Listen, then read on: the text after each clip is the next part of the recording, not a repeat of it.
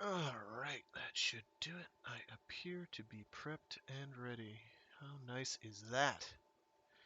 Took me long enough. Okay.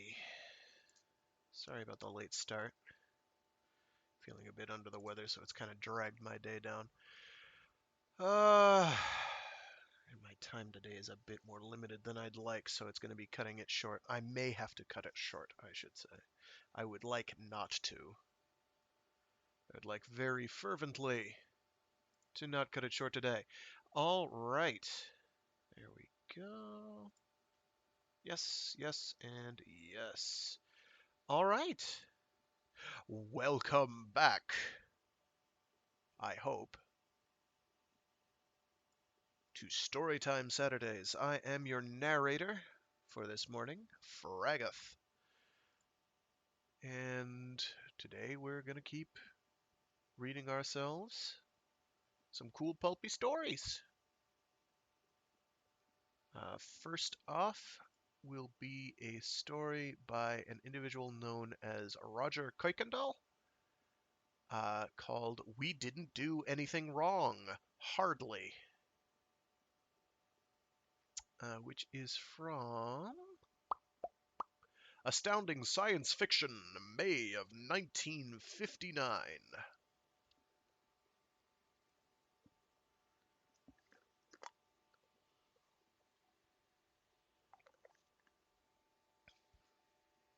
Alrighty, let us get started.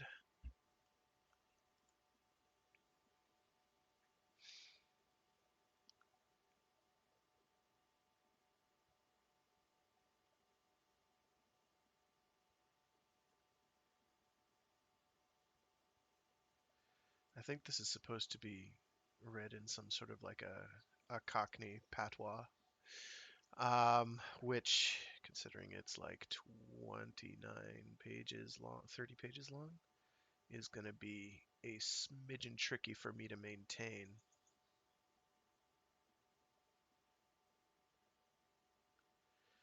I'm good, but I ain't that good. So I'm going to try and get a comfortable halfway. All right. We Didn't Do Anything Wrong, Hardly, by Roger Kuykendall. I mean, it isn't like we swiped anything. We maybe borrowed a couple of things, but gee, we put everything back like we found it, pretty near. Even like the compressor we got from Stinky Brinker that his old man wasn't using, and I traded my outboard motor for. My father made me trade back. But it was like Skinny said. You know, Skinny. Skinny Thompson. He's the one you guys keep calling the boy genius, but shucks, he's no. Well, yeah, it's like Skinny said. We didn't need an outboard motor, and we did need a compressor. You've got to have a compressor on a spaceship. Everybody knows that. And that old compression chamber, that old man, I mean Mr. Fields, let us use didn't have a compressor. Sure, he said we could use it. Anyway, he said we could play with it, and Skinny said we were going to make a spaceship out of it, and he said go ahead. Well, no, he didn't say it exactly like that. I mean, well, like he didn't take it serious, sort of. Anyway, it made a swell spaceship. It had 4 portholes on it, and an airlock, and real bunks in it, and lots of room for all that stuff that Skinny put in there. But it didn't have a compressor, and that's why. What stuff? Oh, you know, the stuff that Skinny put in there. Like the radar he made out of a TV set, and the anti-gravity, and the atomic power plant he invented to run it all with. He's awful smart, Skinny is, but he's not like what you'd think of as a genius. You know, he's not all the time using big words, and he doesn't look like a genius. I mean, you call him skinny because he used to be skinny, but he isn't now. I mean, he's maybe small for his age. Anyway, he's smaller than me, and I'm the same age as he is. Of course, I'm big for my age, so that doesn't mean much, does it? Well, I guess Stinky Brinker started it. He's always riding Skinny about one thing or another, but Skinny never gets mad, and it's a good thing for Stinker, too.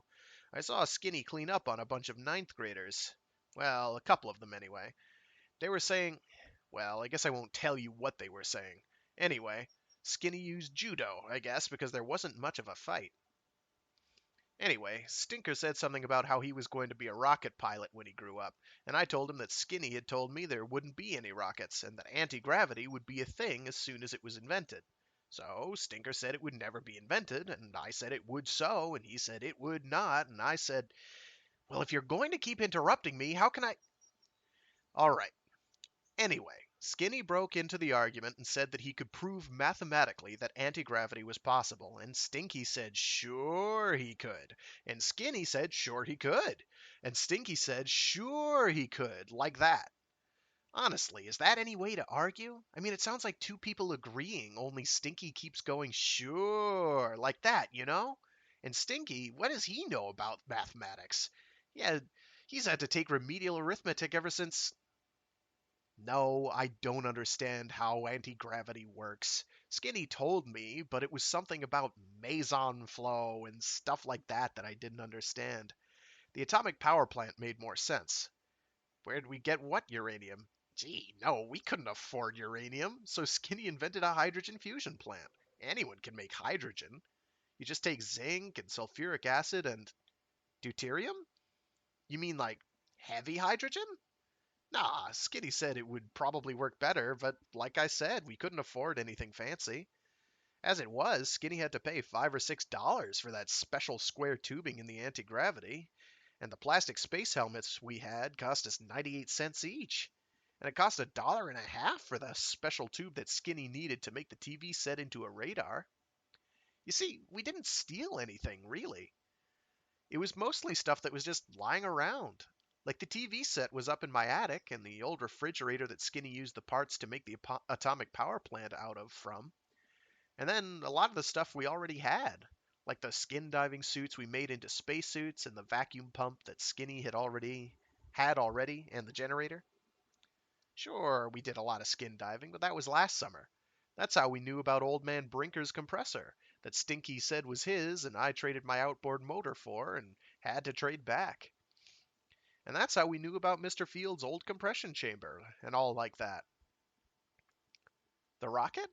Well, it works on the same principle as the atomic power plant, only it doesn't work except in a vacuum, hardly. Of course, you don't need much of a rocket when you have anti-gravity. Everyone knows that.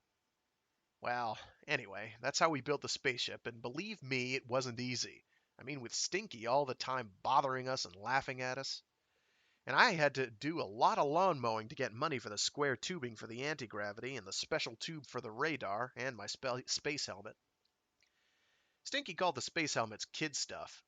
He was always saying things like, say hello to the folks on Mars for me, and bring back a bottle of Canal number 5, and all like that, you know? Of course, they did look like kid stuff, I guess. We bought them at the Five and Dime, and they were meant for kids. Of course, when Skinny got through with them, they worked fine. We tested them in the airlock at the compression chamber when we got the compressor in. They tested out pretty good for a half hour, and then we tried them on in there. Well, it wasn't a complete vacuum, just 27 inches of mercury, but that was okay for a test. So, anyway, we got ready to take off. Stinky was there to watch, of course. He was saying things like, farewell, oh brave pioneers, and stuff like that. I mean, it was enough to make you sick. He was standing there laughing and singing something like Up in the Air, Junior Birdman, but when we closed the airlock door, we couldn't hear him. Skinny started up the atomic power plant, and we could see Stinky laughing fit to kill. It takes a couple of minutes for it to warm up, you know. So Stinky started throwing rocks to attract our attention, and Skinny was scared that he'd crack a porthole or something, so he threw the switch and we took off. Boy, you should have seen Stinky's face. I mean, you really should have seen it.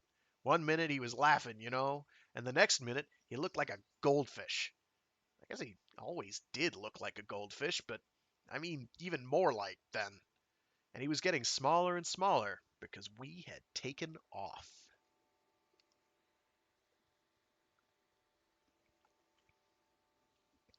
We were gone pretty near 6 hours, and it's a good thing my mom made me take a lunch. Sure, I told her where we were going. Well, anyway, I told her we were going to go fly around the world in Skinny and my spaceship, or maybe go down to Carson's Pond. And she made me take a lunch and made me promise I wouldn't go swimming alone. And sure, I didn't. But we did go around the world 3 or 4 times. I lost count. Anyway, that's when we saw the satellite on radar. So Skinny pulled the spaceship over to it and we got out and looked at it. The spacesuits worked fine, too. Gosh, no, we didn't steal it or anything. Like Skinny said, it was just a menace to navigation, and the batteries were dead, and wasn't working right anyway. So we tied it onto the spaceship and took it home. Nah, we had to tie it on top. It was too big to take inside with the antennas sticking out. Of course, we found out how to fold them later. Well, anyway, the next day, the Russians started squawking about a capitalist plot and somebody had swiped their satellite. Gee, I mean, with all the satellites up there, who'd miss just one? So I got worried that they'd find out that we took it. Of course, I didn't need to worry because Stinky told them, all right, it's just like a tattletale. So, anyway, after Skinny got the batteries recharged, we put it back. And then when we landed, there were hundreds of people standing around and Mr. Anderson from the State Department. I guess you know the rest. Except maybe Mr. Anderson started laughing when we told him, and he said that it was the best joke on the Russians he ever heard. I guess it is when you think about it.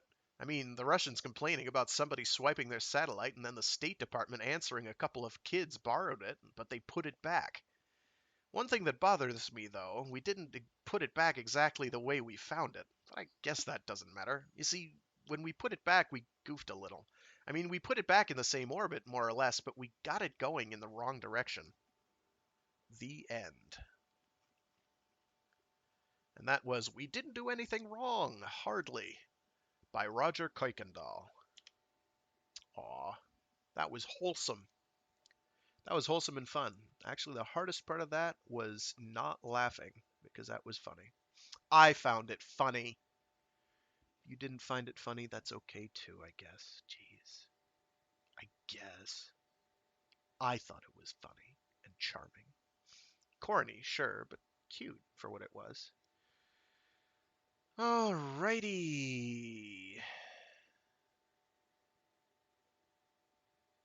Alrighty. Where was the next one? No, it was not Supermind. It was another one. No, it was not The Door into Infinity, though that one is pretty good, though it's long. That would take me week days to get through. So I don't know why that's in this list here. Where are you? I was pretty sure I know where it was. Ah, there it is. I'm just blind. Don't mind me. I get there eventually. All right, so this next one.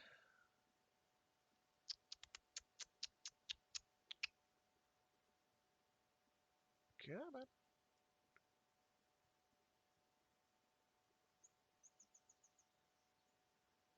Once it pops up. Maybe. Maybe tonight.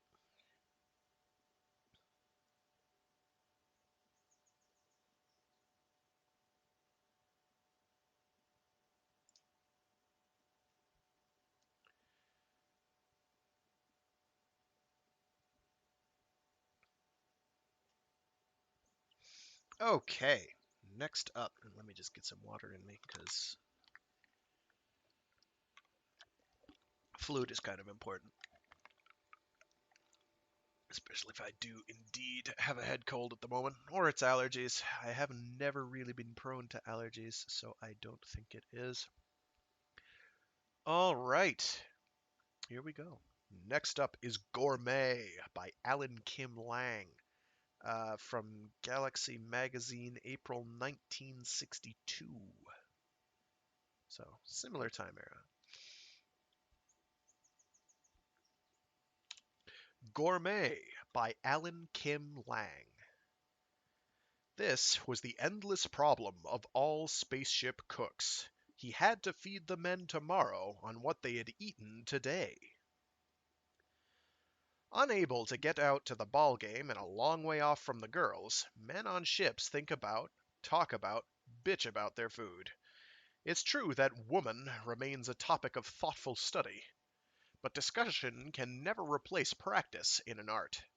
Food on the other hand, is a challenge shipmen face 3 times a day, so central to their thoughts that a history of seafaring can be read from a commissary list. In the days when salt sea sailors were charting islands and spearing seals, for example, the forecastle hands called themselves lobscousers, celebrating the liquid hash then prominent in the marine menu.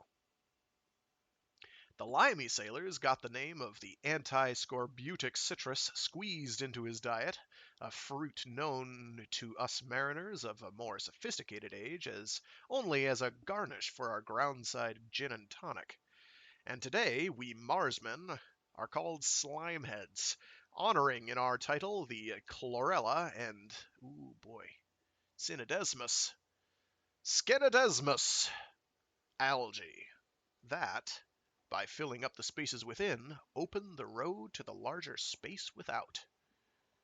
Should any groundsman dispute the importance of belly furniture in history, whether it be exterminating whales or introducing syphilis to the Fiji Islanders, or settling the Australian littoral with cross covers from Middlesex and Hampshire, he is referred to the 101st chapter of Moby Dick, a book spooled in the amusement tanks of all but the smallest spacers. I trust, however, that no Marsman will undertake to review this inventory of refreshment more than a week from groundfall. A catalogue of sides of beef and heads of laden cheese and anchors of good Geneva would prove heavy reading for a man condemned to snack on the chlorella spawn of cis-Martian space. The Pequod's crew ate wormy biscuit and salt beef. Nimitz's men won their war on canned pork and beans. The Triton made her underwater periplus of Earth with a galley stocked with frozen pizza and concentrated apple juice. But then, when sailors left the seas for the skies, a decline set in. The first amenity of groundside existence to be abandoned was decent food. The earliest men into the vacuum swallowed protein squeezings from aluminum tubes and were glad enough to drop back to the groundsman's diet of steak and fried potatoes.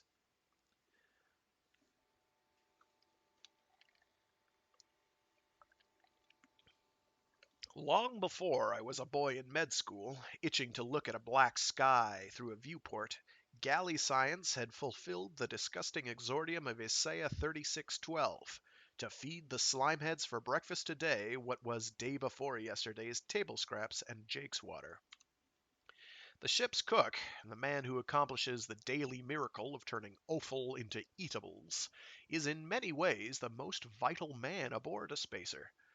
He can make morale or foment a mutiny. His power is paramount. Slimeheads remember the HMS Ajax fiasco, for example, in which a galleyman leveled his chlorella tanks with heavy water from the ship's shielding. 4 officers and 21 other ranks were rescued from the Ajax in deep space, half dead from deuterium poisoning. We think of the Benjo Maru incident, too, caused by a ship's cook who allowed his algal staff of life to become contaminated with a fast-growing,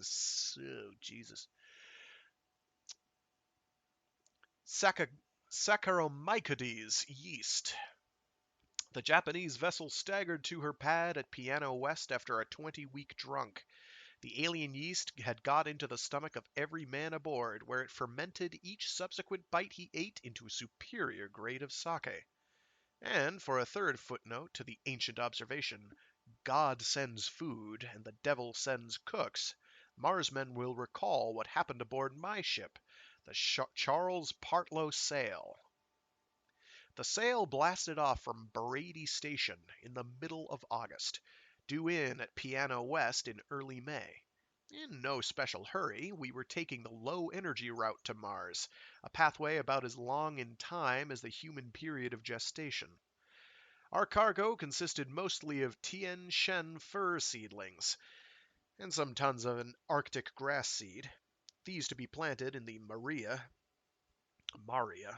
to squeeze out the native blue bugberry vines. We had aboard the registry minimum of 6 men and 3 officers. Ship's surgeon was myself, Paul Villanova. Our captain was Willie Winkleman, the hardest man in space, and very likely the fattest. Ship's cook was Robert Bailey. Cooking aboard a spacer is a job combining the more frustrating tensions of biochemistry, applied mycology, high-speed farming, dietetics, and sewage engineering. It is the cook's responsibility to see that each man aboard gets each day no less than 5 pounds of water, 2 pounds of oxygen, and 1.5 pounds of dry food. This isn't just a paragraph from Spacer Union contract. It's a statement of the least fuel a man can run on. 12 tons of water, oxygen, and food would have filled the cargo compartments to bursting and left a small ship like the CP Sail no reason to reach for Mars. By allowing a colony of chlorella algae to work over our used air, water, and other effluvia, though, 3 tons of metabolites would see us through from Brady Station to Piano West and back. Recycling was the answer. The molecule of carbohydrate, fat, protein, or mineral that didn't feed the crew fed the algae, and the algae fed us. All waste was used to fertilize our liquid fields. Even the stubble from our 2,680 shaves and the clippings from our 666 haircuts en route and back would be fed into the chlorella tanks.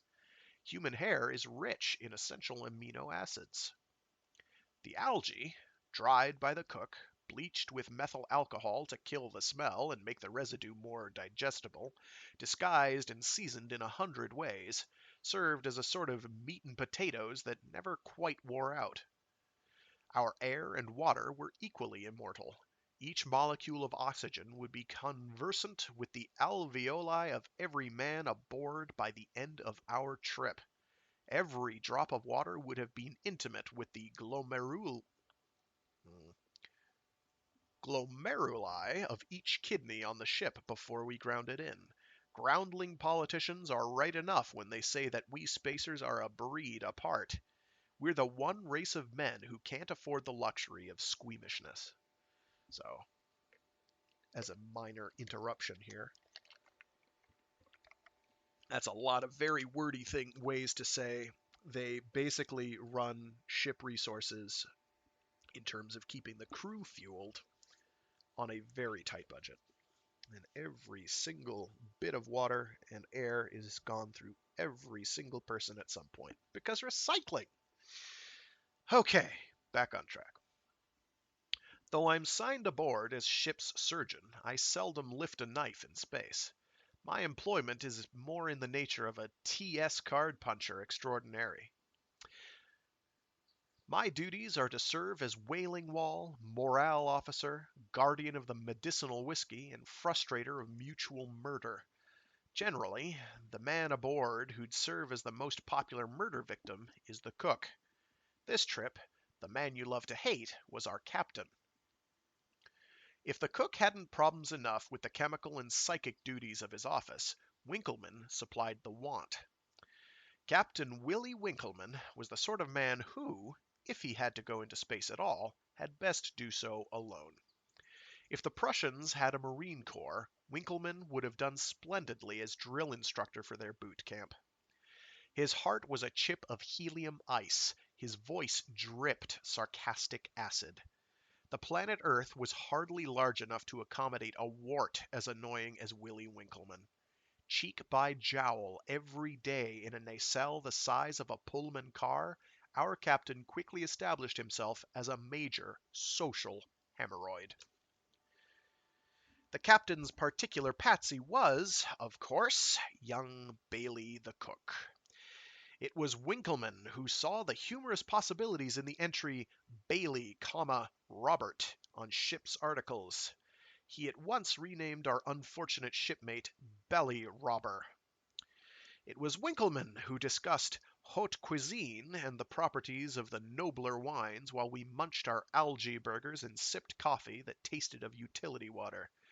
And it was Captain Willie Winkleman who never referred to the ship's head by any other name than the kitchen cabinet. Bailey tried to feed us by groundside standards.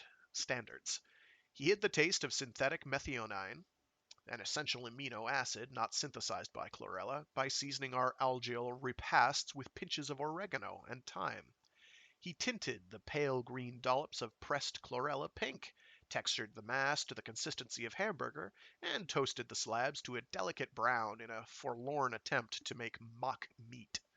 For dessert, he served a fudge compounded from the dextrose paste of the carbohydrate recycler. The crew thanked him. The captain did not. "Belly robber," he said, his tone icy as winter wind off the North Sea. "You had best cycle this mess through the tanks again. There is a pun in my home country. Mensch ist was ist. It means you are what you eat. I think you are impertinent to suggest I should become the Schweinerei you are feeding me." Captain Winkleman blotted his chin with his napkin, heaved his bulk up from the table, and climbed up the ladder from the dining cubby.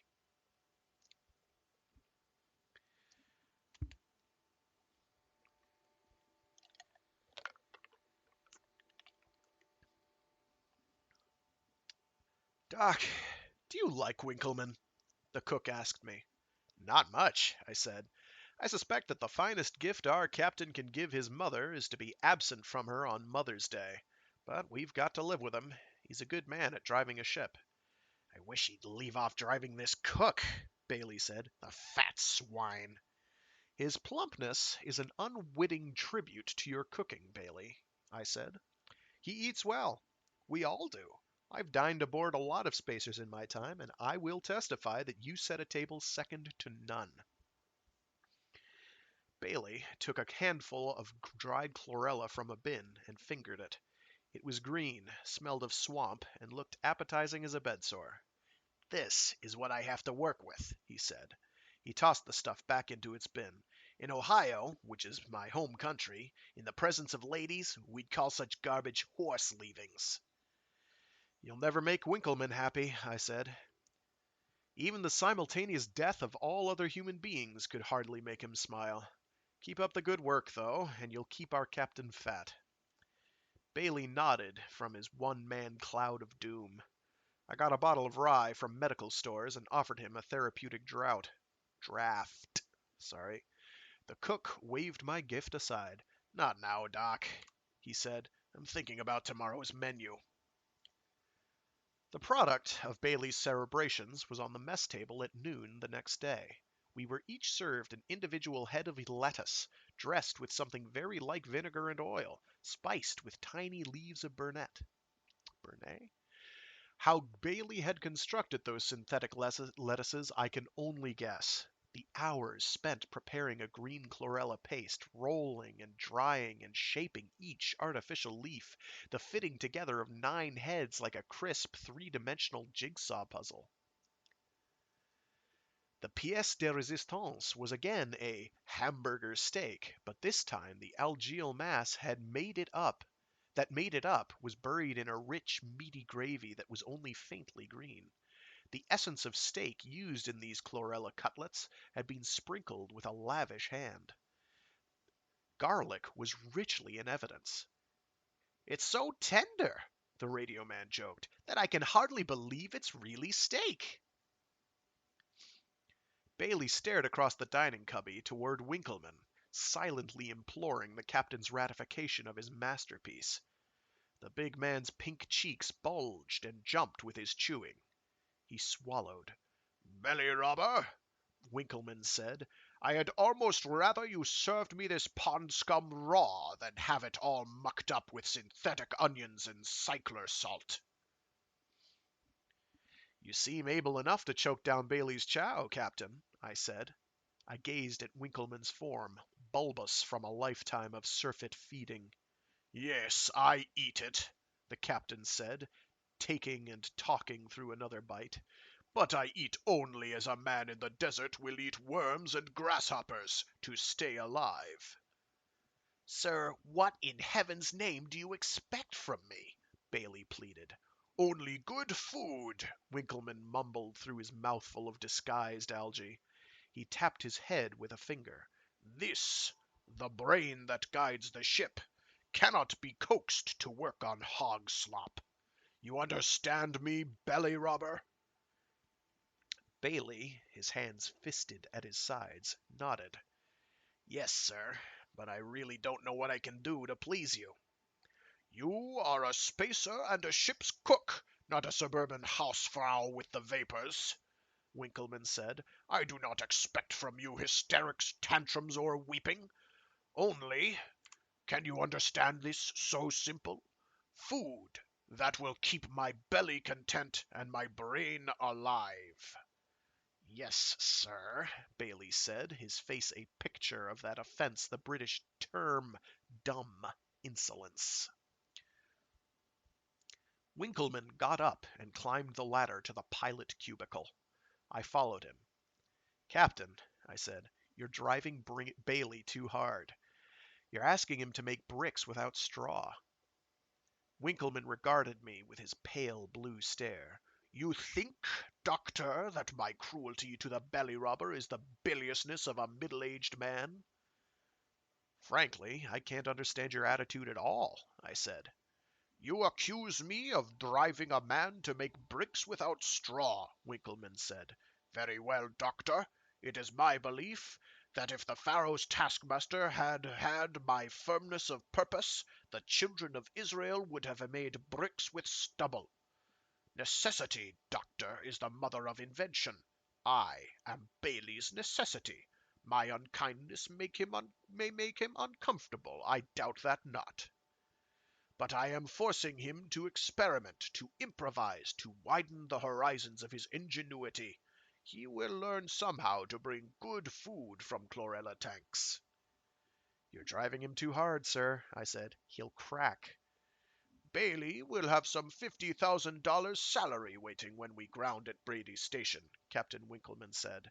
"So much money buys many discomforts." "That will be all, Dr. Villanova." "Crew morale on the ship," I began. "That will be all, Dr. Villanova," Captain Winkleman repeated.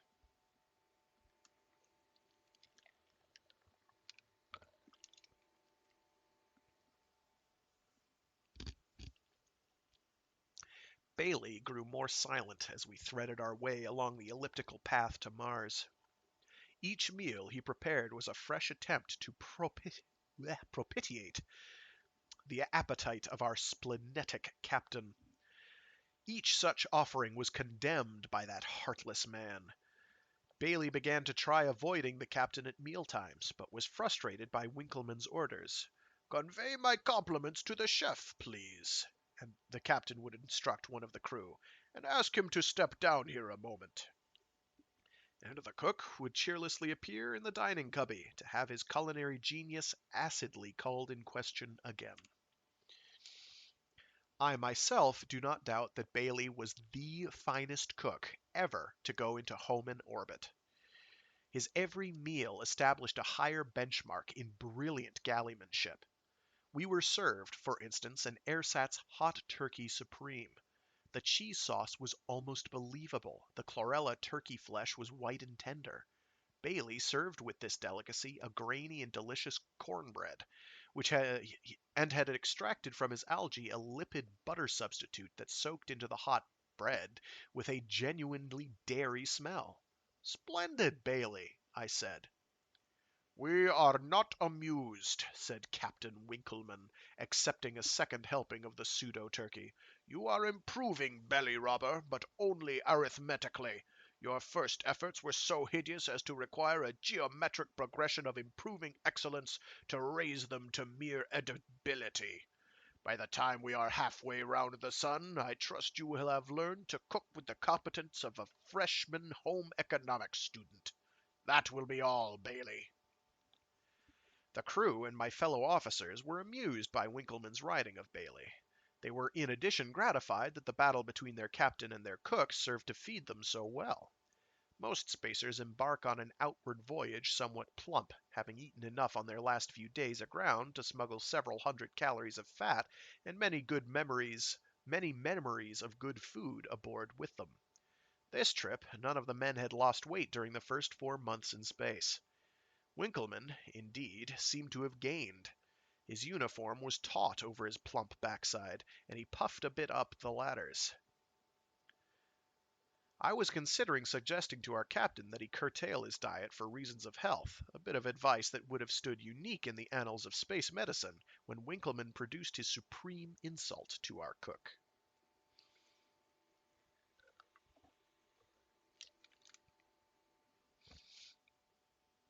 Each man aboard a spacer is allowed 10 kilograms of personal effects besides his uniforms, these being considered ship's furnishing.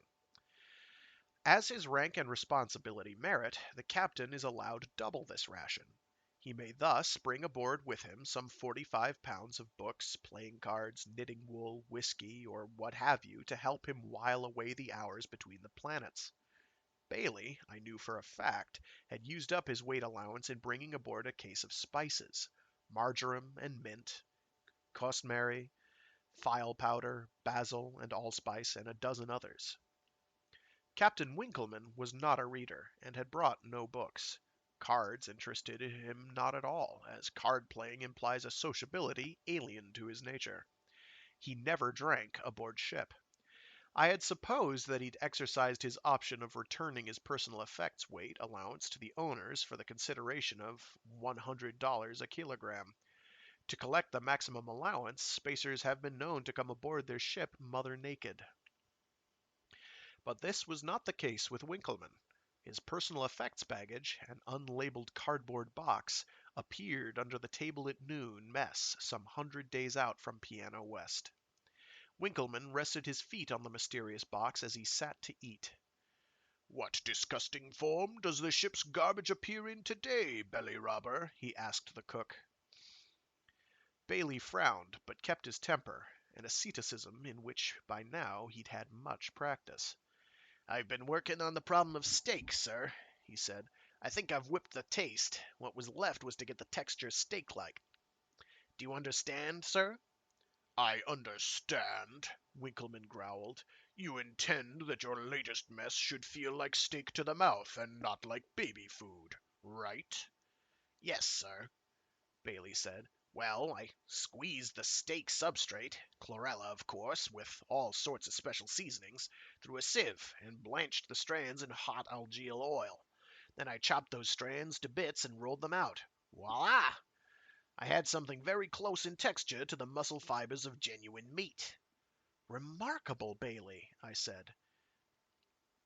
"It rather throws me off my appetite to hear how you muddle about with our food," the captain said, his jowls settling into an expression of distaste.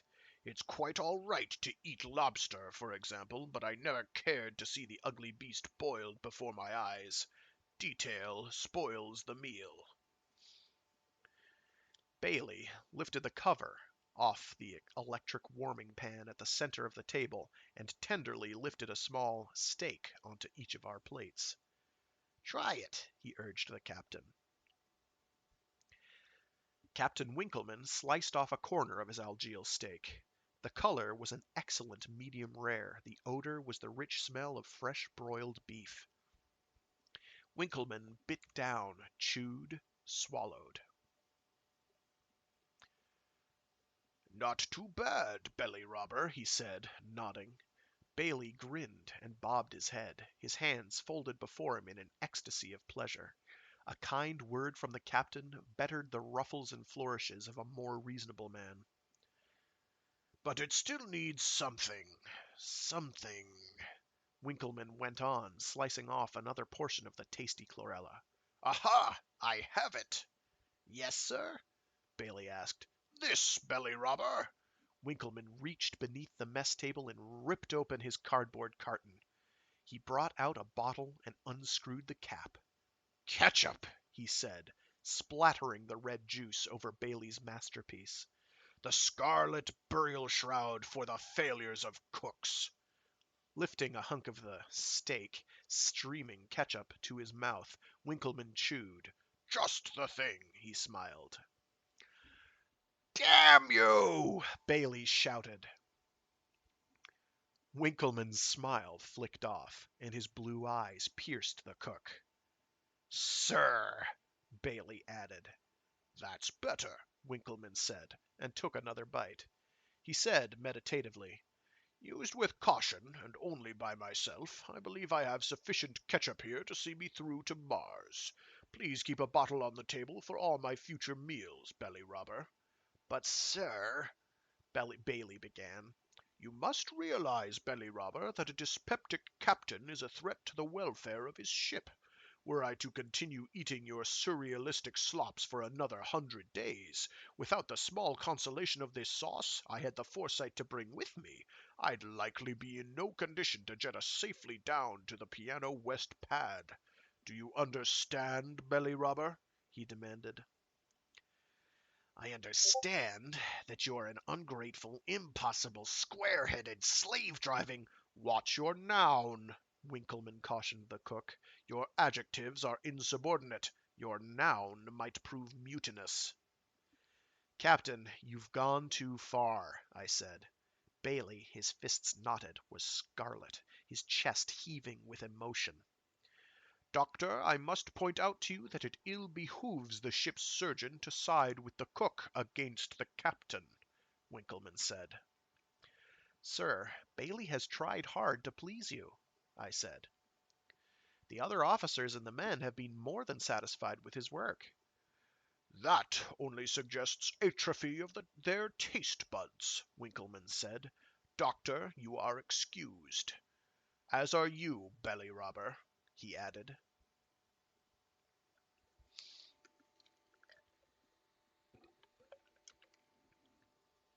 Bailey and I climbed from the mess compartment together. I steered him to my quarters, where the medical supplies were stored. He sat on my bunk and exploded into weeping, banging his fists against the metal bulkhead. "You'll have that drink now," I said. "No, damn it!" he shouted. "Orders," I said. I poured us each some 50 cc's of rye. "This is therapy, Bailey," I told him. He poured the fiery stuff down his throat like water and silently held out his glass for a second. I provided it. After a few minutes, Bailey's sobbing ceased. "Sorry, Doc," he said. "You've taken more pressure than most men would," I said. "Nothing to be ashamed of." "He's crazy. What sane man would expect me to dip Wiener Schnitzel in sauerkraut and—" Frigadoodle, what is that? "Backhandel nach Schudest... Schudeutscher. Backhandel nach Schudeutscher. Art. Out of an algae tank. I've got nothing but microscopic weeds to cook for him. Worn out molecules reclaimed from the head, packaged amino acid additives. And he expects meals that would take the blue ribbon at the annual banquet of the Friends of Escoffier." "Yours is an ancient plaint, Bailey," I said. "You've worked your fingers to the bone, slaving over a hot stove, and you're not appreciated. But you're not married to Winkleman, remember. A year from now you'll be home in Ohio, 50 grand richer, set to start that restaurant of yours and forget about our fat flying Dutchman." "I hate him," Bailey said, with the simplicity of true emotion. He reached for the bottle. I let him have it. Sometimes alcohol can be an apt confederate of vis medicatrix naturae, the healing power of nature. Half an hour later, I strapped Bailey into his bunk to sleep it off. That therapeutic drunk seemed to be just what he'd needed. For morning mess the next day, we had a broth remarkable in horribleness, a potage or boiled chlorella vulgaris that looked and tasted like the vomit of some bottom-feeding sea beast. Bailey, red-eyed and a-tremble, made no apology, and stared at Winkleman as though daring him to comment. The captain lifted a spoonful of the disgusting stuff to his lips, smacked, and said, "Belly rubber, you're improving a little at last." Bailey nodded and smiled. "Thank you, sir," he said. I smiled too. Bailey had conquered himself. His psychic defenses were now strong enough to withstand the captain's fiercest assaults of irony. Our food would likely be bad the rest of this trip, but that was a price I was willing to pay for seeing destroyed the Willie Winkleman theory of forcing a cook to make bricks without straw. The captain had pushed too hard. He'd need that ketchup for the meals to come, I thought. Noon mess was nearly as awful as breakfast had been. The coffee tasted of salt and went largely undrunk. The men in the mess compartment were vehement in their protests, blaming the captain, in his absence, for the decline in culinary standards. Bailey seemed not to care. He served the algae burgers with half a mind and hurried back into his galley, oblivious of the taunts of his crewmates.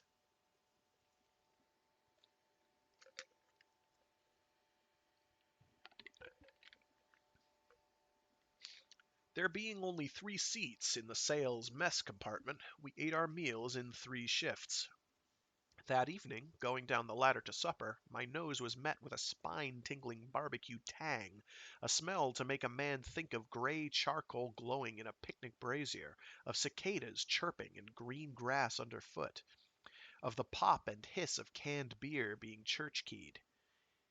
"He's done it, Doc," one of the first shift diners said. "It actually tastes of food." "Then he's beat the captain at his game," I said. "The Dutchman won't want to mess ketchup on these steaks," the crewman said. I sat, unfolded my napkin, and looked with hope to the electric warming pan at the center of the table. Bailey served the 3 of us with the small steaks. Each contained about a pound of dried chlorella, I judged, teasing mine with my fork. But they were drenched in a gravy rich as the stuff Grandma used to make back in her black iron skillet, peppery and seasoned with courageous bits of garlic. I cut a bit from my steak and chewed it. Too tender, of course. There are limits to art. But the pond scum taste was gone. Bailey appeared in the galley door. I gestured for him to join me. "You've done it, Bailey," I said. "Every slimehead in orbit will thank you for this. This is actually good." "Thanks, Doc," Bailey said. I smiled and took another bite. "You may not realize it, Bailey, but this is a victory for the captain, too. He drove you to this triumph. You couldn't have done it without him." "You mean he was just whipping me on, trying to make me do better?"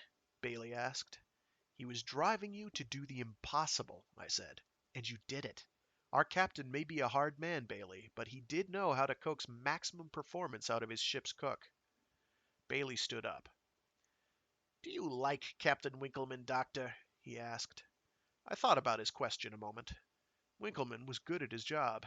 He persuaded his men by foul means, true, but it was all for the good of the ship and his crew. "Do I like Captain Winkleman?" I asked, spearing another piece of my artificial steak. "Bailey, I'm afraid I'll have to admit that I do." Bailey smiled and lifted a second steak from the warming pan onto my plate. "Then have another piece," he said.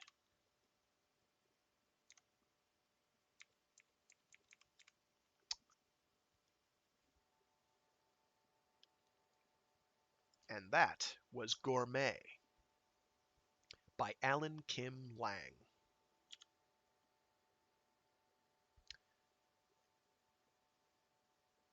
There is indeed such a thing as pushing a man too far. And do you know what the end result of that is? We've been shown. It is indeed cannibalism. Betty tasted good. I don't know. I've never had human flesh, so I would not know. I hear it is somewhat like pork. Hence the occasional moniker of long pig. All right, I have time for one more quick and short one. Let me find a short one. No, that is 300 pages long. That is too long. That is a bit closer. That is an illustration of a man who has a giant piece of machinery sticking out of his groin. That is adorable. What is this? It is Lex. Oh boy. Ah, it's still a little bit too long for the amount of time I have available.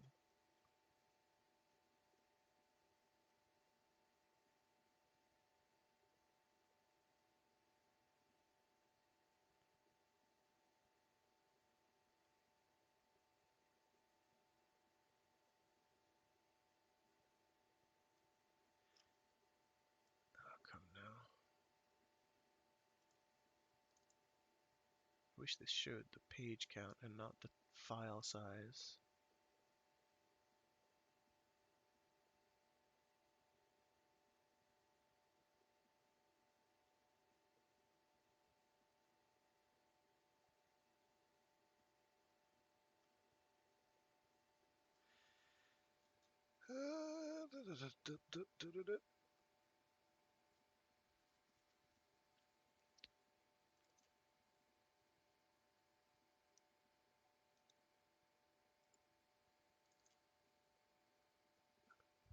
Now that one's another.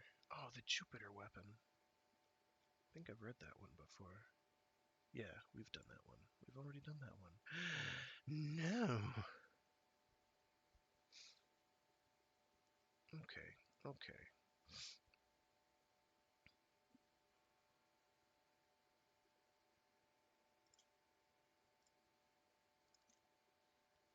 Here we go. The gravity business.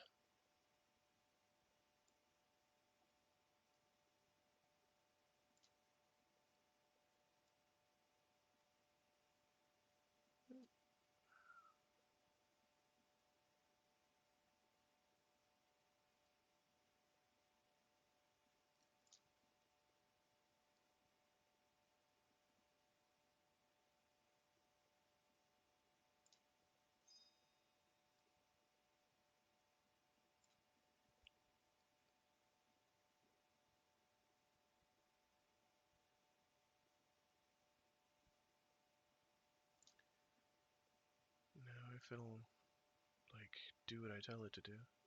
There we go. Alrighty.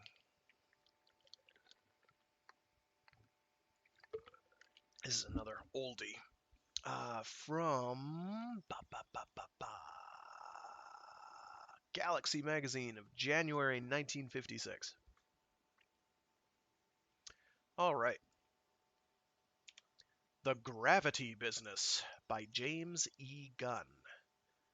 This little alien beggar could dictate his own terms, but how could he, and how could anyone, find out what those terms might be?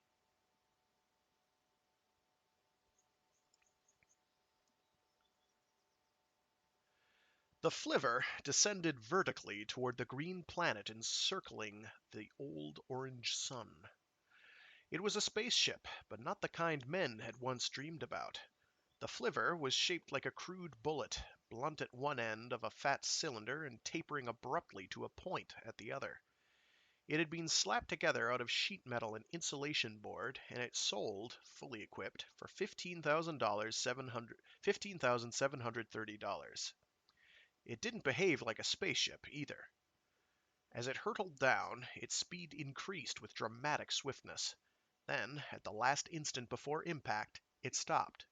Just like that.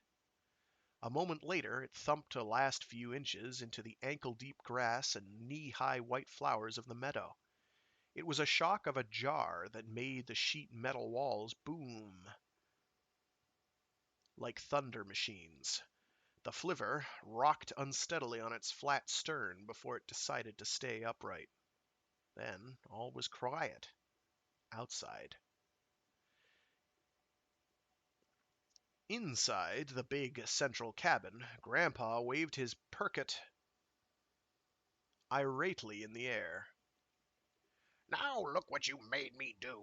Just when I had the blamed thing practically whipped, too. Grandpa was a white-haired 90-year-old who could still go a fast round or two with a man, or woman, half his age, but he had a habit of lapsing into tantrum when he got annoyed.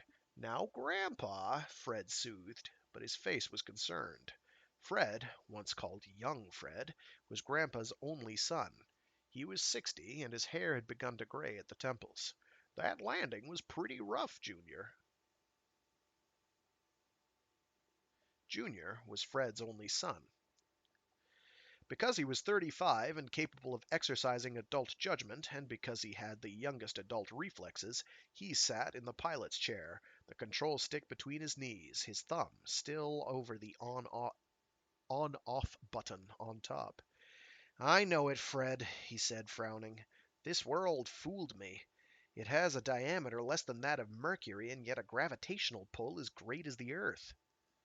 Grandpa started to say something, but an 8-year-old boy looked up from the navigator's table beside the big computer and said, "Well, gosh, Junior, that's why we picked this planet. We fed all the orbital data into Abacus, and Abacus said that orbital perturbations indicated that the second planet was unusually heavy for its size. Then Fred said, that looks like heavy metals. And you said, maybe uranium." "That's enough for," Junior interrupted. "Never mind what I said. Those were the Peppergrass men, 4 generations of them, looking remarkably alike, although some vital element seemed to have dwindled until 4 looked pale and thin-faced and wizened. "And 4," Reba said automatically. "Don't call your father Junior. It sounds disrespectful." Reba was 4's mother and Junior's wife. On her own, she was a red-haired beauty with the loveliest figure this side of Antares. That Junior had won her was, to Grandpa, the most hopeful thing he had ever noticed about the boy. "But everybody calls Junior Junior," 4 complained. "Besides, Fred is Junior's father, and Junior calls him Fred." "That's different," Reba said. Grandpa was still waving his puzzle circuit indignantly. "See?" The Perkit was a flat box equipped with push buttons and 13 slender openings in the top. One of the openings was lighted. That landing made me push the wrong button, and the dad blasted thing beat me again. "Stop picking on Junior," Joyce said sharply. She was Junior's mother and Fred's wife, still slim and handsome as she approached 60, but somehow ice water had replaced the warm blood in her veins. I'm sure he did the best he could. Anybody talks about that Anybody talks about gravitational pull, Grandpa said, snorting, deserves anything anybody could say about him. There's no such thing, Junior. You ought to know by now that gravitation is the effect of the curving of space-time around matter. Einstein proved that 200 years ago. "Go back to your games, Grandpa," Fred said impatiently. "We've got work to do." Grandpa knitted his bushy white eyebrows and petulantly pushed the last button on his Perkit. The last light went out. You've got work to do, have you? Whose flivver do you think this is, anyhow? "It belongs to all of us," 4 said shrilly. "You all gave us all a 6th share." That's right, 4, Grandpa muttered. So I did. But whose money bought it? "You bought it, Grandpa," Fred said. That's right. And who invented the gravity polarizer and the space flivver? Eh? Who made possible this gallivanting all over space? "You, Grandpa," Fred said. You bet. And who made $100 million out of it that the rest of you vultures are just hanging around to gobble up when I die? "And who spent it all trying to invent perpetual motion machines and longevity pills?" Joyce said bitterly. "And fixed it so we'd have to go searching for uranium and habitable worlds all through this deadly galaxy? You, Grandpa." Well, now, Grandpa protested, I got a little put away yet. You'll be sorry when I'm dead and gone. "You're never going to die, Grandpa," Joyce said harshly. "Just before we left you bought a 100-year contract with that Life Begins at 90 longevity company." Well, now, said Grandpa, blinking, how'd you find out about that? Well, now. In confusion, he turned back to the Perkit and jabbed a button. 13 slim lights sprang on. I'll get you this time. 4 stretched and stood up. He looked curiously into the corner by the computer where Grandpa's chair stood. "You brought that Perkit from Earth, didn't you? What's the game?" Grandpa looked up, obviously relieved, but to drop his act of intense concentration. I'll tell you, boy. You play against the Perkit, taking turns, and you can put out 1, 2, or 3 lights. The player who makes the other one turn out the last light is the winner. "Oh, that's simple," 4 said without hesitation. "The winning strategy is to—" "Don't be a kibitzer," Grandpa snapped. "When I need help, I'll ask for it. No dad-blamed machine is going to outthink Grandpa." He snorted indignantly.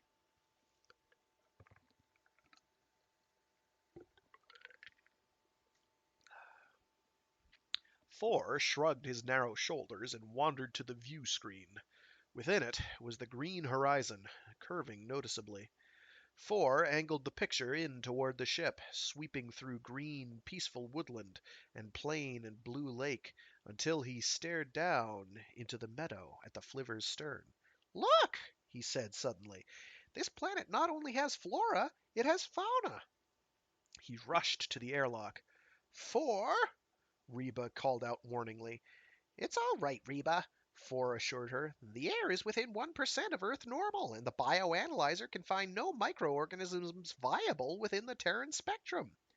"What about macroorganisms?" Reba began, but the boy was gone already. Reba's face was troubled. "That boy," she said to Junior. "Sometimes I think we've made a terrible mistake with him.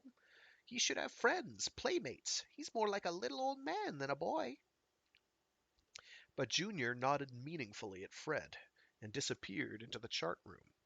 Fred followed casually. Then, as the door slid shut behind him, he asked impatiently, "Well, what's all the mystery?" "No use bothering the others yet," Junior said, his face puzzled. "You see, I didn't let the flivver drop those last few inches. The polarizer quit." "Quit?" "That's not the worst. I tried to take it up again. The flivver, it won't budge." The thing was a featureless blob, a 2-foot sphere of raspberry gelatin, but it was alive. It rocked back and forth in front of Four.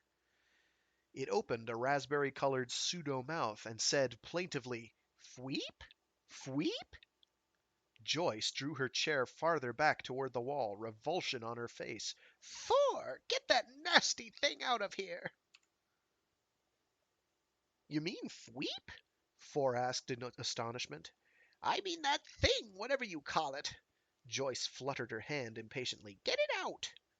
Four's eyes widened farther. "But Fweep's my friend."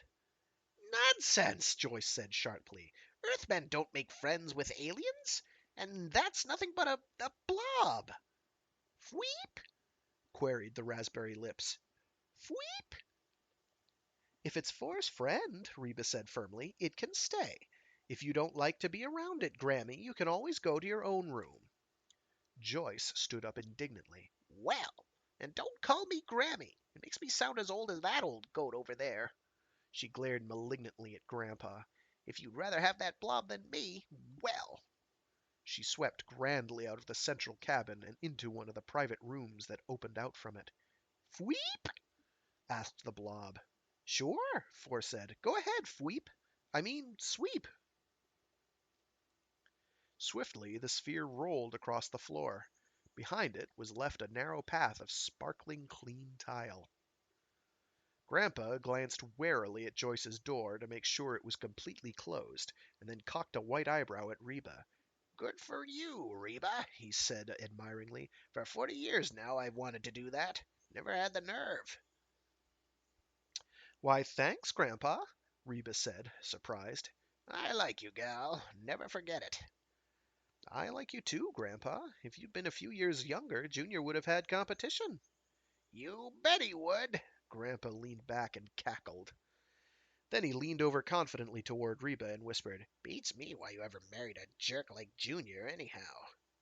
Reba looked thoughtfully toward the airlock door. "Maybe I saw something in him nobody else saw, the man he might become. He's been submerged in this family too long. He's still a child to all of you, and to himself, too." Reba smiled at Grandpa brilliantly. "And maybe I thought he might grow into a man like his grandfather." Grandpa turned red and looked quickly to Four.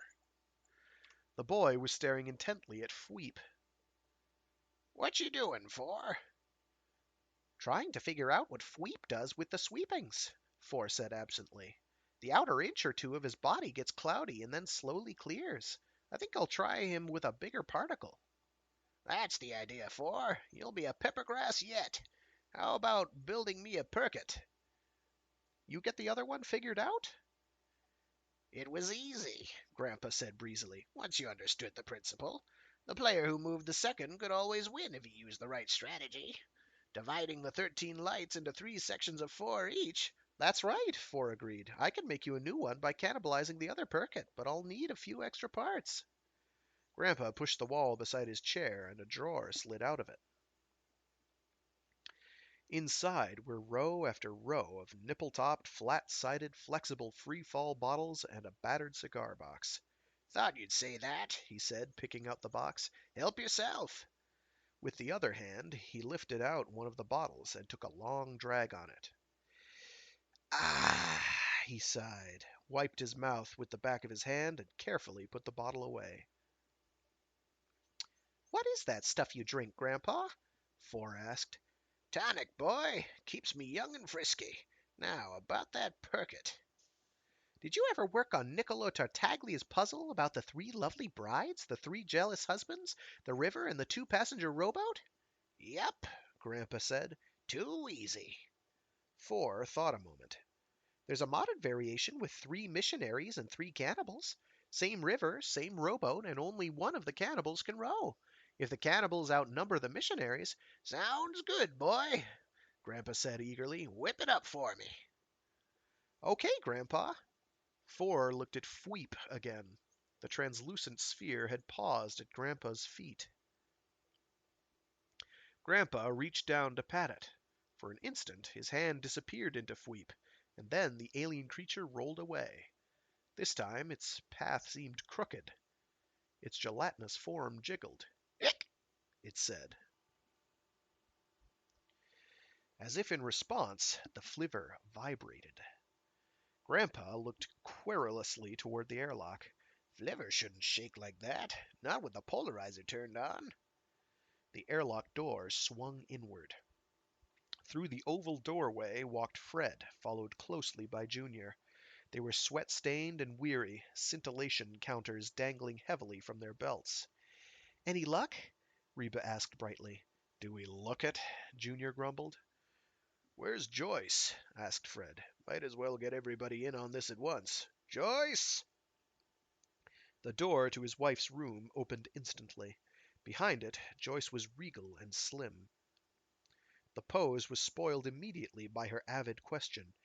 Any uranium? Radium? Thorium?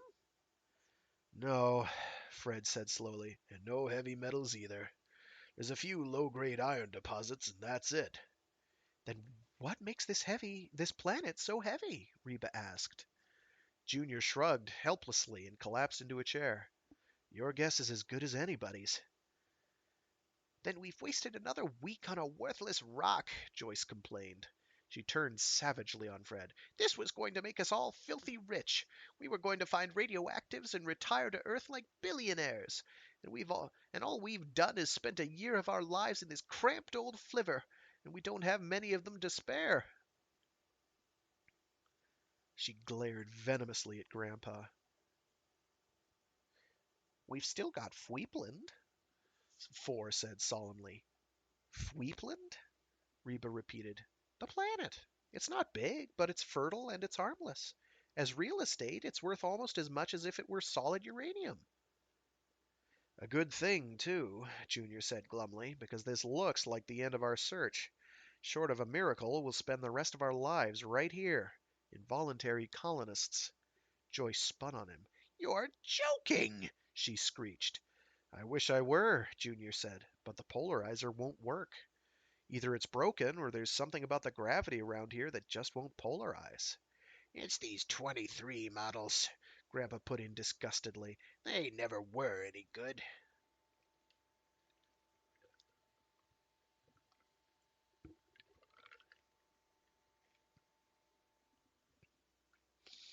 The land of the Fweep turned slowly on its axis. The orange sun set and rose again and stared down once more at the meadow where the improbable spaceship rested on its improbable stern. The 16 Earth hours that the rotation had taken had changed nothing inside the ship either. Grandpa looked up from his Perkit and said, If I were you, Junior, I would take a good look at the TV repairman when we get back to Earth. If we get back to Earth, he amended. You can't be Four's father. All over the universe, gravity is the same, and if it's gravity, the polarizer will polarize it. That's just supposition, Junior said stubbornly. The fact is, it isn't, because it doesn't. QED. Maybe the polarizer is broken, Fred suggested. Grandpa snorted. Broken schmokin'. Nothing to break, young Fred. Just a few coils of copper wire and they're all right. We checked. We know the power plant is working. The lights are on. The air and water recirculation systems are going. The food resynthesizer is okay. And anyway, the polarizer could work from the storage battery if it had to. Then it goes deeper, Junior insisted. It goes right to the principle of polarization itself. For some reason, it doesn't work here. Why? Before we can discover the answer to that, we'll have to know more about polarization itself. How does it work, Grandpa? Grandpa gave him a sarcastic grin. Now you're curious, eh? Couldn't be bothered with Grandpa's invention before. Oh no, too busy. Accept without question the blessings that the good Lord provideth. Let's not get up on any pulpits, Fred growled. Come on, Grandpa, what's the theory behind polarization? Grandpa looked at the four faces staring at him hopefully, and the jeering grin turned into a smile. Well, he said, at last. You know how light is polarized, eh? The smile faded. No, I guess you don't. He cleared his throat professionally. Well, now, in ordinary light, the vibrations are perpendicular to the ray in all directions. When light is polarized by passing through crystals, or by reflection or refraction at non-metallic surfaces, the paths of the vibrations are still perpendicular to the ray, but they're in straight lines, circles, or ellipses. The faces were still blank and unilluminated. Gravity is similar to light, he pressed on. In the absence of matter, gravity is non-polarized. Matter polarizes gravity in a circle around itself. That's how we've always known it until the invention of spaceships and later the polarizer. The polarizer polarizes gravity into a straight line. That makes the ship take off and continue accelerating until the polarizer is shut off or its angle is shifted. The faces looked at him silently. Finally, Joyce could endure it no longer. That's just nonsense. You all know it. Grandpa's no genius. He's just a tinkerer. One day he happened to tinker out the polarizer. He doesn't know how it works any more than I do. Now, wait a minute, Grandpa protested. That's not fair.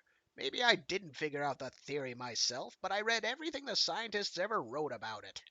Wanted to know myself what made the blamed thing work. What I told you is what the scientists said, near as I remember. Now me, I'm like Edison. I do it and let everybody else worry over why. The only thing you ever did was the polarizer, Joyce snapped. And then you spent everything you got from it on those fool perpetual motion machines and those crazy longevity schemes when any moron would know they were impossible. Grandpa squinted at her sagely. That's what they said about the gravity polarizer before I invented it. But you don't really know why it works, Junior persisted. Well, no, Grandpa admitted. Actually, I was just fiddling around with some coils when one of them took off. Went right through the ceiling, dragging a battery behind it. I guess it's still going. Ought to be out near the Horsehead Nebula by now. Luckily, I remembered how I'd wound it. Why won't the ship work then if you know so much? Joyce demanded ironically. Well, now, Grandpa said in bafflement, it rightly should, you know.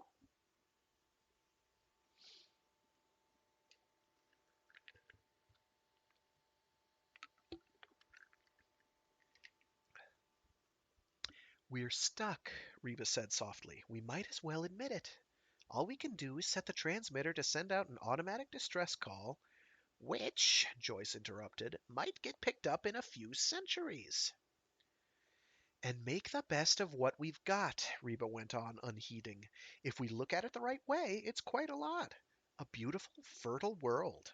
Earth gravity, the flivver, even if the polarizer won't work. There's the resynthesizer. It will keep us in food and clothes for years. By then, we should have a good-sized community built up, because out here we won't have to stop with one child. We can have all the babies we want. You know the law, one child per couple, Joyce reminded her frigidly. You can condemn yourself to exile from civilization if you wish. Not me.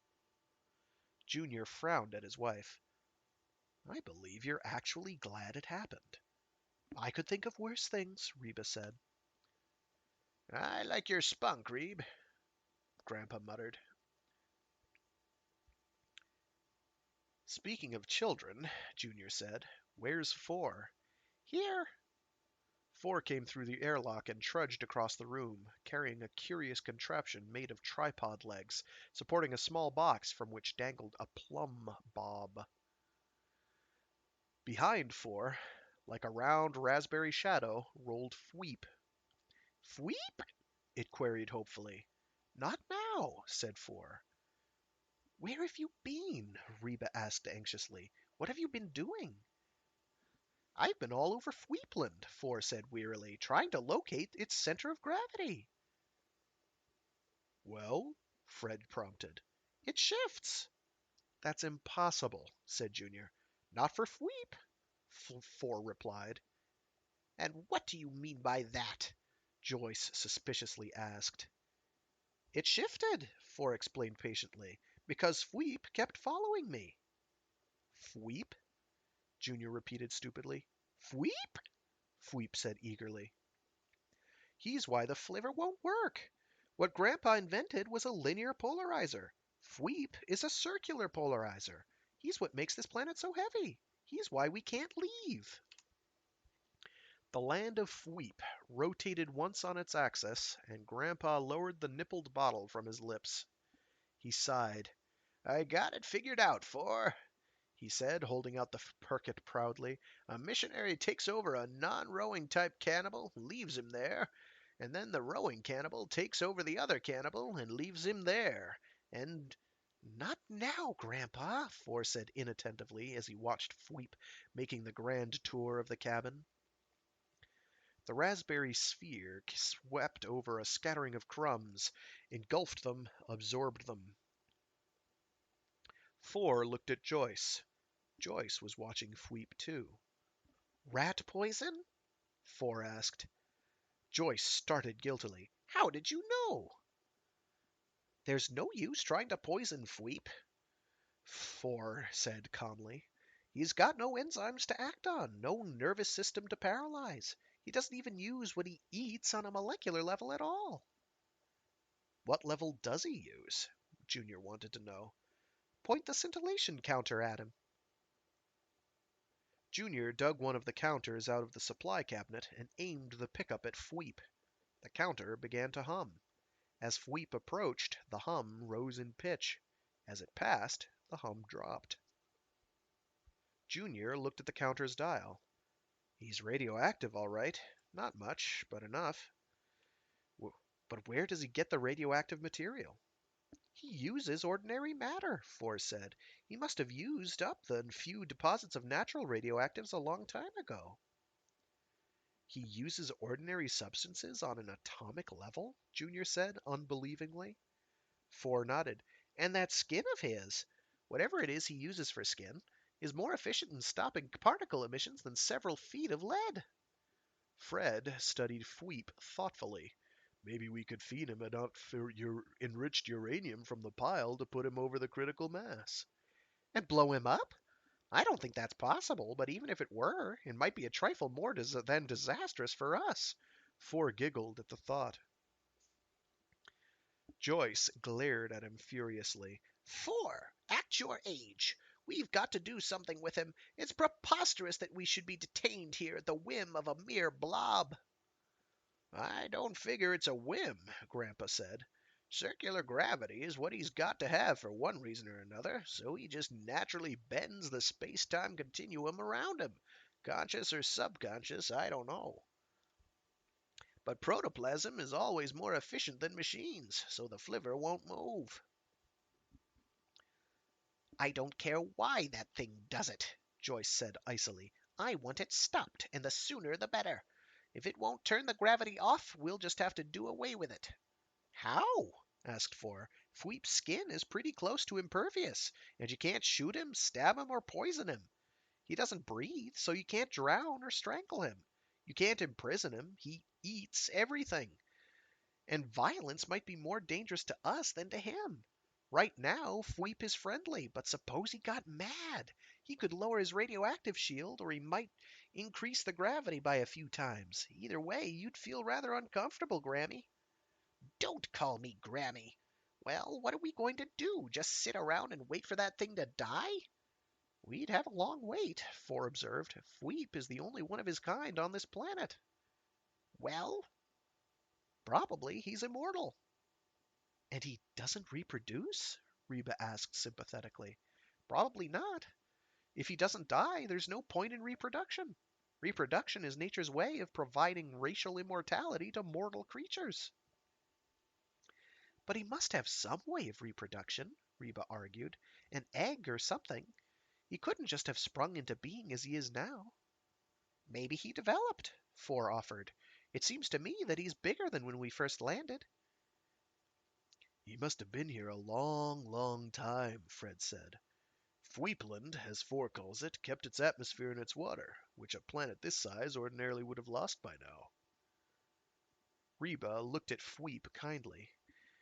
We can thank the little fellow for that, anyway. I thank him for nothing, Joyce snapped. He lured us down here by making us think the planet had heavy metals, and I want him to let us go immediately. Fred turned impatiently on his wife. Well, try making him understand. And if you can make him understand what you want him to do, try making him do it. Joyce looked at Fred with startled eyes. Fred! She said in a high, shocked voice, and turned blindly toward her room. Grandpa lowered his bottle and smacked his lips. Well, boy, he said to Fred, I thought you'd never do that. Didn't think you had it in you. Fred stood up apologetically. I'd better go calm her down, he muttered, and walked quickly after Joyce. Give her one for me, Grandpa called. Fred's shoulders twitched as the door closed behind him. From the room came the filtered sound of high-pitched voices rising and falling like some reedy folk music. Makes you think, doesn't it? Grandpa said, looking at Fweep benignly. Maybe the whole theory of gravitation is cockeyed.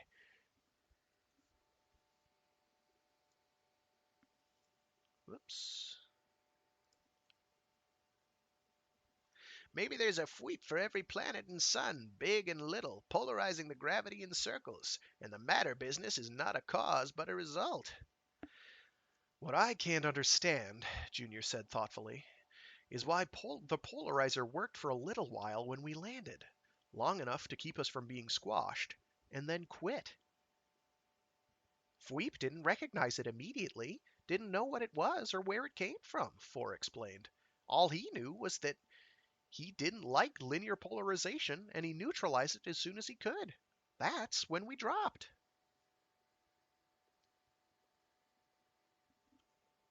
Thanks, Gamer Hysterical, for following. I hope you're enjoying it.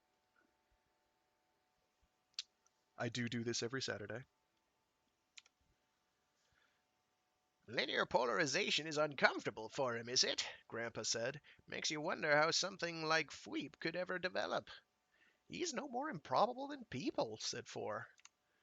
Less than some I've known, Grandpa conceded. If he can eat anything, Reba said, why does he keep sweeping the cabin for dust and lint? He wants to be helpful, Four replied without hesitation. And he's lonely. After all, he said wistfully, he's never had any friends.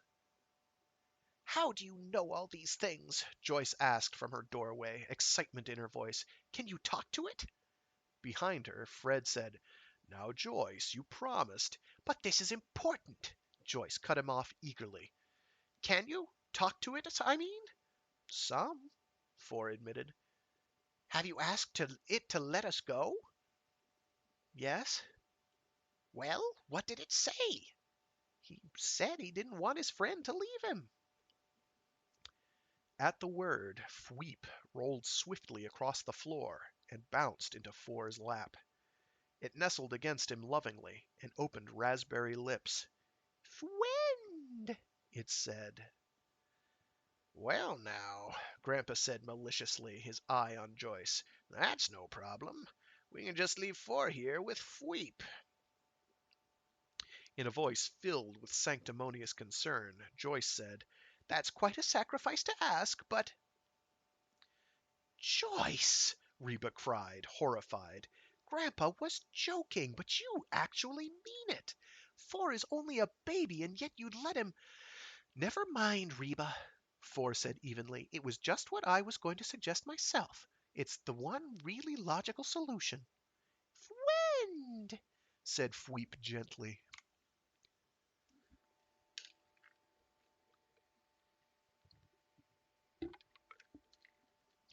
The land of Fweep turned like a fat old man toasting himself in front of an open fire, and Junior sat at the computer's keyboard swearing in a steady monotone. Junior, said Joyce, shocked. Junior swung around impatiently. Sorry, Mother, but this damned thing won't work. I'm sure that calling it names won't help, and besides, you shouldn't expect a machine to do something that we can't do. And if it did work, it would only say that the logical answer is the one I suggest. Mother, Junior warned, we decided not to talk about it anymore. 4 is strange enough without encouraging him to think like a martyr. It's out of the question. If that's the only way we can leave this planet, we'll stay here until 4 has a beard as white as Grandpa's. Well, Joyce said in a stiff, offended tone, and sat back in her chair. Grandpa lowered the nippled bottle from his lips and chortled. Junior, I apologize for all the mean things I ever said about you. Maybe you got the makings of a peppergrass yet. Junior turned back to the keyboard and studied it, his chin in his hand.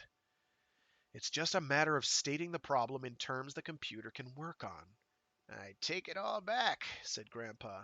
That computer won't help you with this problem, Junior. It ain't a long, complicated problem calculation. It's a simple problem in logic. It's a Perkit problem, like the one about the cannibals and the missionaries. We can't leave Fweepland because Fweep won't let our polarizer work. He won't let our polarizer work because he doesn't like gravity that's polarized in a straight line, and he don't want 4 to leave him. Now, Fweep ain't the brightest creature in the universe, so he can't understand why we're so gosh fired eager to leave. And as long as he's got 4, he's happy. Why should he make himself unhappy? As a favor to 4, he'd let us leave. If we'd leave 4 here with him, which we ain't gonna do. That's the problem. All we got to do is figure out the answer. No use making a Perkit because a puzzle circuit is just a miniature computer with the solution built in. If you can build the Perkit, you've already solved the problem. And if you can state the problem to Abacus, you've already got the answer. All you want from it then is decimal points. That may be, Junior said stubbornly, but I still want to know why this computer won't work. It won't even do simple arithmetic. Where's 4? He's the only one who understands this thing. He's outside playing in the meadow with Fweep, Reba said, her voice soft. No, here they come now. Through the airlock came 4, carrying Fweep on his shoulder like a raspberry cat without head or tail. 4's thin face glowed with exertion and glistened with sweat. Already the orange sun had begun to paint his skin tan. We've been playing dodgeball, 4 panted. Fweep was the ball, and I had to dodge him. There's something wrong with this computer, Junior complained. Take a look at it. Sure, Daddy, 4 said promptly, and he took his father's place at the keyboard. After a few moments he began to frown, then detached a front panel. He started sorting through the maze of wires and electronic components. Grandpa watched him with a wary eye. Joyce was unable to restrain herself any longer. The way you people talk, a person would think we were never going to leave this godforsaken, miserable, uncivilized planet. That seems to be the general idea, Grandpa chuckled, enjoying her dismay. Unless we can build a reaction rocket ship to push us out of Thweep's range, Fred said glumly. We've got the iron ore, Junior put in eagerly. Grandpa snorted. Come on, use your brains. You'd have to build a ship. These flivvers weren't built for the stresses of reaction flight.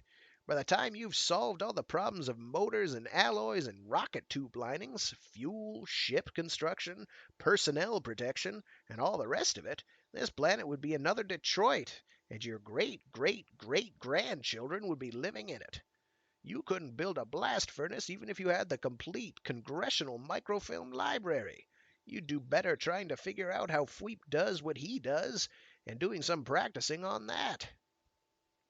Well, Junior said peevishly, trying to get away is better than sitting here talking about it. Reba stared thoughtfully at Junior and said, Baby Fweep would go with us. Yes, Joyce said excitedly. Maybe the dear little thing would go with us. That would solve everything. Without looking around, Four said, I asked him already. Fweep's afraid to come along. I'm sure we would be very good to him, Joyce said swiftly. I've always liked pets. Why, I once had a goldfish of my very own. Which you let die, Fred said dryly, because you forgot to feed it. Oh, he's not afraid of people, Four told them. He's afraid of space and unpolarized gravity and things like that.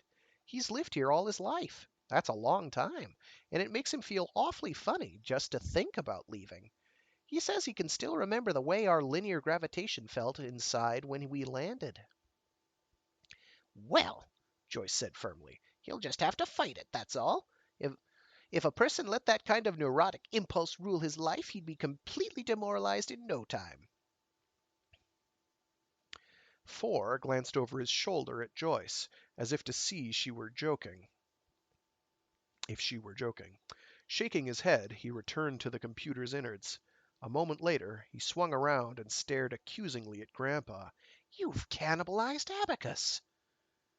Well, now, Grandpa protested, licking his lips nervously. You see, That's where you got the parts for the Perkits, Four said with merciless logic.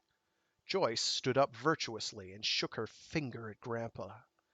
First you entice us out here in this nasty old flivver, then you get us stuck, and now you've ruined the computer for your nasty old games.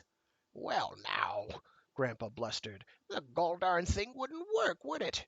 We didn't need it, not with Four around. He figures everything out in his head, and we just used Abacus to sort of check him. Ain't that right now? 5 pairs of eyes stared at him in silence. Well, now, Grandpa said defensively, I got it all worked out anyhow. We can leave here any time we get ready. Ah,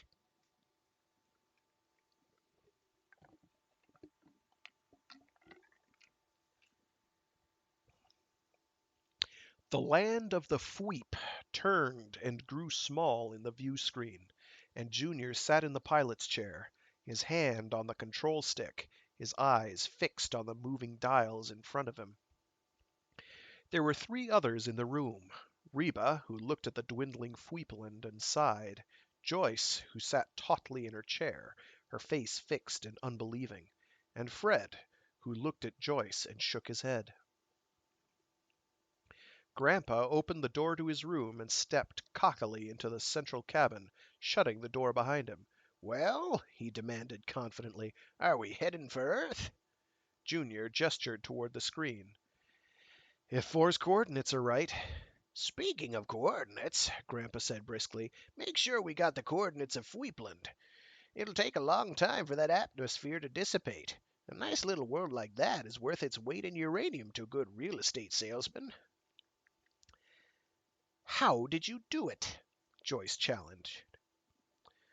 Grandpa slapped her familiarly on the shoulder. A problem of gravity, he said gaily, but a simple one. Nothing for an old Perkit man like me. I guess you folks won't laugh at Grandpa and his Perkits any more. Not only did Grandpa get you out of Fweepland, but he's taking you back with a valuable little subdivision in the 3rd quadrant to file on. I hate to spoil the party, Fred said, but have you thought about what you're going to do with Fweep? Fweep? Grandpa repeated, puzzled. Why should I do anything with Fweep? We can't take him back to Earth with us. Why not? Grandpa demanded. In the first place, the immigration authority would have to pass on him. That might take years with Fweep's powers and abilities. More important, if Fweep got loose on Earth, every flivver would have the same problem there that we had here. And next time, Fweep might not be so cooperative. I don't know what you did to Fweep in there, but if he's still alive, the IA isn't going to take a chance. Grandpa considered the prospect without dismay. I wonder if we could smuggle 'em in. With all those flivvers not working, they'd have to pay us before they could take off. Grandpa, Fred said sternly, that would be blackmail, or worse. Besides, getting in trouble with the IA, you'd get it from the WBI and the ICC. Grandpa waved his hand impatiently. We'll solve that problem when we come to it. After all, an old Perkit man like me. What did you do to Fweep? Joyce repeated insistently. Grandpa cleared his throat with pride. Well, now, I'll tell you. I just happened to notice that Fweep liked my tonic. Every time I took a little nip, the little beast was around my chair, trying to clean my hand for me. Tonic, Joyce sniffed. Liquor, you mean? Now, that's not right, Grandpa objected. I said tonic, and I mean tonic. It got a little alcohol in it for a preservative, maybe, but the important part is in the minerals. That's the Longevity Institute's secret. It's what keeps me young. Want a little nip? He leered at Joyce. You mean you got Fweep drunk? Fred exclaimed. Well, now that was the effect, but I can't swear it was the alcohol. Not unless Fweep can use the stuff on the molecular level if he wants. On the other hand, maybe it was in the minerals there that affected him. Blah, maybe it was the minerals in there that affected him. Little world like Fweepland, maybe it lacked a few things when it was made. But the way I looked at it, it stood to reason the little fellow could use a drink. Alone all these centuries, he must have got pretty dry. But whatever it was, he sure got high. Lost all control. Poor Fweep, Reba murmured. Poor nothing, Grandpa said. He was the happiest little critter I ever saw. When Four explained to him just what we wanted, he went right to work on that bottle and Gramps' door swung open once more. Grandpa! Grandpa! Four shouted. Fweep! Well, we've been calling him by the wrong pronoun. Look! Four came running out of the room. Behind him rolled a tiny raspberry sphere about the size of a marble. Occasionally, it hopped in the air and said, Fweep! In a small, high voice. Behind it rolled and hopped a second raspberry marble. Fweep! It said. Behind it came another and another, until the cabin was full of them, rolling, bouncing, calling, Fweep!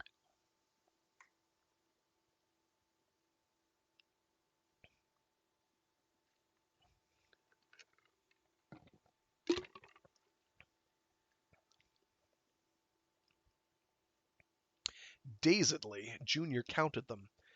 101, 102, 100 and... Oh, Junior, Reba said, hugging him excitedly. Aren't they cute? what happened? Grandpa asked, as dazed as Junior. Maybe it was the tonic, Four said, but I suspect it was the unpolarized gravity. All of a sudden, Fweep started splitting like an amoeba over and over. Do you suppose that was what made him nervous? That's the way the little fellow reproduces, all right, said Grandpa. I wonder if he has to wait until a race becomes civilized enough to discover the polarizer, eh? Ugh, gasped Joyce, brushing a Fweep out of her lap. Grandpa looked at the cabin and its occupants happily. I'd like to remind you, Fred said gravely, that this multiplies our problem of what to do with Fweep over 100 times. What problem? Asked Grandpa. The only problem we got is how we're going to spend the cash. We're in business. The gravity business. We'll call it Gravity Incorporated, and we can reclaim every little hunk of rock in the solar system. Each one of those little fellows is worth a fortune. We'll give the satellites and the asteroids Earth normal gravities and atmospheres, and by golly, we're rich. Rich? Joyce echoed. A smile slowly replaced the expression of distaste. She snapped her fingers. "Here, Fweepy," she said in her most enticing tone. "Here, little darlings, come to dear Joyce." But they had all hopped to four and were clustered around him like a raspberry bubble bath. Through them his face peered, thin and happy. Grandpa looked at Reba. She was hugging Junior happily and smiling at Four. Grandpa looked back at the boy. "We'll have to be exclusive, though," Grandpa said, "considering the Fweep's likes and dislikes, that is. We'll only sell to people with children." And that was The Gravity Business by James E. Gunn. Aww, that was so sweet. That was a cute one. I liked that one. That one was fun. I enjoyed that immensely. I hope other people listening enjoyed that immensely as well, or at least a little bit. Enjoying it a little bit would be okay. Hope people are enjoying these. I absolutely love doing it. There is, I think, I am, yeah, I'm gonna have to call it for today. But there is a week in July. I think it's not this week, but the week after that I am not going to be here. I'll try and put a post up on the social media sites, I guess. Something that I never keep up with. I'm kind of doing this all very spur of the moment and fly by night. So I just have to actually remind myself to do that stuff. But yeah, I do this every week. Every single Saturday is Story Time Saturday, and I read little pulp stories from the Golden Age and Silver Age, I guess. Um, Most of them have been from the 50s and 60s, though there've been one or two from like the 40s and one or two from the 30s. Um, yeah, I also have a Mecha Mondays stream where I do something mecha related or mecha adjacent. I haven't decided if this coming Monday I'm going to do Code Hardcore, which is a new game that came out, or the recently brought to PC Project Nimbus Complete Edition. So I'll have to flip a coin on that. Um, and then Wednesdays are my Warframe Wednesdays, where I do Warframe every Wednesday. But in any case, yeah, no, I hope people are enjoying these. I'm enjoying it a lot. I should really get around to uploading some of them, some of my recorded audio to Project Gutenberg, where I've gotten most of the texts from. Uh, but I'd have to kind of re-record a bunch of them and clean them up. Um, so I'll get around to that at some point. But yeah, hope you're enjoying them. Hope to see people in future. I hope you enjoyed Gamer Hysterical. Um, if you're still there. My cat enjoyed some of it too, as he was sitting on me. All right. Thanks for tuning in. See you next week and have a great day. Hopefully, you have better weather wherever you are than where I am. All rainy and dreary. Hmm. Have a good one, folks. It's been a pleasure.